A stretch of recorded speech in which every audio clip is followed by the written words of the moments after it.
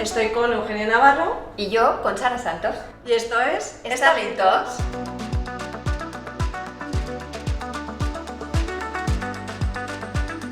Hola a todos, estamos muy contentos de hacer una nueva sesión de Starling Talks, por supuesto con Sara, y tenemos un invitado que nos hace especialmente ilusión, que es Mariano Pérez, que es Chief Legal and Compliance Officer, espero haberlo dicho bien, de Meliá, y la verdad es que yo creo que es una de las personas también pioneras dentro del sector legal y especialmente en el apartado de in-house, ¿no? De esta evolución del abogado más reactivo a directivo estratégico dentro de las compañías. Y nos gustaría un poco, como siempre empezamos estas entrevistas, preguntándote un poco por tu carrera profesional, cómo ha sido tu evolución a llegar hasta esta posición que tienes ahora.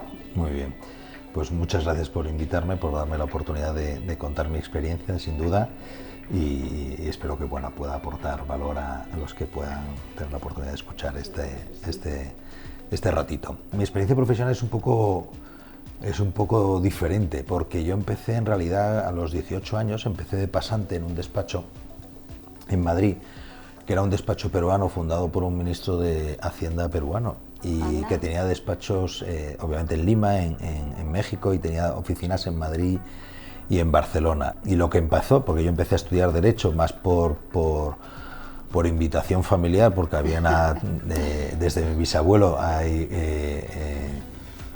pues juristas, ¿no? en la familia, a darme cuenta de que construí una verdadera vocación profesional a raíz de vincular la experiencia y las prácticas en un despacho con la escuela, ¿no? con la universidad.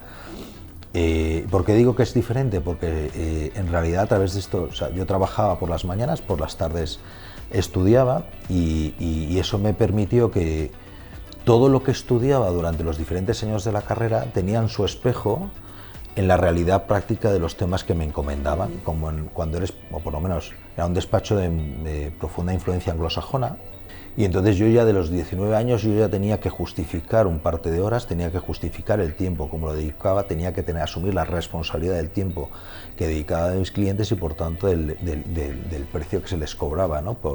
Y esto generó en mí un sentido de la responsabilidad Eso marca, ¿no? Eso marca. Importante, claro, porque de repente me vi que con 19 años y la evolución tenía un sentido de responsabilidad de poder acreditar el valor de mi tiempo y que mi tiempo y el consumo de tiempo generase un valor al cliente, ¿no? Y esto me lo inculcaron desde muy pequeñito. Claro, cuando tú eres tan jovencito y tienes la capacidad y la suerte de participar en proyectos muy interesantes, claro, eres una auténtica esponja, absorbes. Claro. Absorbes lo mejor, ¿no? De esos profesionales, ¿no? Y pues tuve oportunidades de participar en operaciones interesantísimas para la época, ¿no? Como recuerdo, ya como han pasado ya tantos años, desafortunadamente lo puedes contar, ¿no? Pero claro, con 20, 21, 22 años participar en compras como la compra de Loewe por Louis Vuitton, claro, o el alquiler y la primera compra de la colección de los Thyssen por parte del gobierno español, etcétera, etcétera, pues claro, te da un bagaje, ¿no? Y una experiencia extraordinaria. Y en ese momento, pues bueno, terminó la carrera, empezó a trabajar como abogado. Este despacho, que también en eso era muy especial, me obliga, lo digo obliga porque yo no tenía ningún tipo de querencia por el procesal, me obliga a estar 1 año y medio en la actividad procesal para tener un bagaje procesal antes de dedicarme a mercantil y a M&A, que era lo que a mí me gustaba y en lo que me encontraba cómodo. Bueno, pues tengo esta experiencia de procesal que luego me ha venido muy bien en mi currículum. Y bueno, operaciones de M&A, de relevancia, etcétera, etcétera, hasta que me caso y mi mujer aprueba una oposición y decidimos por proyecto de vida pues nos tenemos que mudar al primer destino de mi mujer, ¿no? Y entro en Barceló como adjunto del director jurídico de Barceló, y esto me permitió tener una visión completa del sector turístico español, que es uno de los sectores más importantes y que mayor aportación al Producto Interior Bruto en España, que es un escándalo. Entonces veo toda la parte de viajes, que es un sector muy transversal, desde la venta minorista, mayorista, receptivo, etcétera, etcétera, al sector hotelero, que es un sector absolutamente dinámico, y me doy cuenta que me encanta, claro, que el sector turístico me encanta. Llego en un momento además donde es una época de crecimiento, participando en operaciones muy relevantes del sector, pero bueno, la evolución natural me obliga a crecer profesionalmente y me ofrecen la dirección jurídica de Consum, que es una cooperativa que sale del grupo Eroski. El grupo Eroski se desmonta y sale la cooperativa Eroski y la cooperativa Consum, que es el sector de la distribución, pero lejos de ser un sector que a mí me pudiera parecer novedoso, resulta que tiene un claro paralelismo con el sector de viajes, porque son sectores con los márgenes muy estrechos y donde la capacidad de equivocarte es muy limitada, ¿no? Con lo cual toda la experiencia que traía del mundo de los viajes la aplico al sector de la distribución y me encuentro muy cómodo, ¿no? Y además son sectores muy lejos de la vorágine expansiva del sector hotelero, entre un sector mucho más conservador, con lo que llamaban ellos crecimiento por mancha de aceite, muy sostenido, con compras muy controladas, muy estudiadas y que me da, bueno, pues una parte de... y muy interesante, la tradición en esta cooperativa es que el director jurídico fuera el que llevase los pleitos procesales y por tanto el que se pusiera la toga en los juzgados, y me obliga a llevar yo los pleitos en el juzgado y ponerme la toga, que no me la había puesto desde hacía 15 años fáciles. Claro, esto te obliga a hacer un esfuerzo técnico importante, pero acepto el reto y llevaba yo los pleitos, ¿no? Y me ponía delante del juez y era como un examen oral. Entonces me encontraba muy cómodo y la verdad es que me permitió cubrir un bagaje profesional que no había cubierto, que era la parte procesal y la parte fiscal, que yo no había hecho fiscal nunca, y también el asesoramiento fiscal lo llevábamos desde la asesoría jurídica, lo cual me obliga a hacer un ejercicio, un esfuerzo tremendo por formarme en derecho fiscal, y de ahí ya vuelvo a saltar me ofrecen la dirección jurídica de Meliá.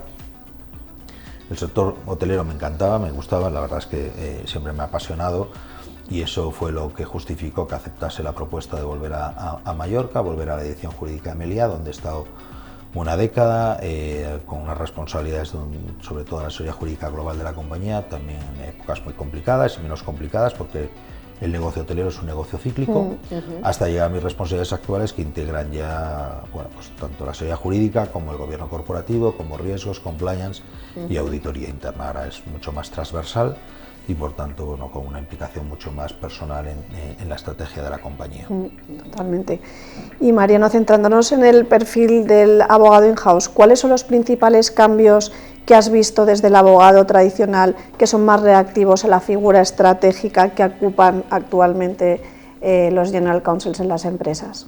Bueno, el hecho de llevar ya demasiados años en la profesión creo que me permite tener una visión muy clara de cómo era el abogado in-house hace dos décadas o cómo es ahora, ¿no? Hoy por hoy el abogado in-house yo creo que pivota sobre 3 ejes fundamentales. Uno obviamente es el de la proactividad, sin perjuicio de que hay que seguir siendo reactivos, o sea, las asesorías jurídicas de tamaños no especialmente grandes obliga a que los abogados tengamos todavía un perfil reactivo, porque necesariamente tienes que atender el día a día de tu actividad, pero claro, esa proactividad hoy por hoy ya es absolutamente imprescindible y necesaria, porque tienes que adelantarte y seguir el ritmo de la estrategia de tu compañía, ¿no? El segundo es que yo creo que es importantísimo que ya participas en la estrategia de la compañía. Vivimos en un contexto hiperregulado, o sea, es que las compañías europeas viven en un contexto absolutamente hiperregulado y por tanto la estrategia de las compañías necesariamente tiene que tener en cuenta ese contexto hiperregulatorio, y por tanto la participación de la asesoría jurídica en el desarrollo de la estrategia es importantísimo, porque tiene que tenerse en cuenta muchos aspectos. Y luego un aspecto que yo creo que es el más relevante es que hasta ahora el abogado in-house, o por lo menos el abogado in-house que yo recordaba de hace 20 años, 25 años, era un abogado puramente espectador de una realidad que pasaba delante de él.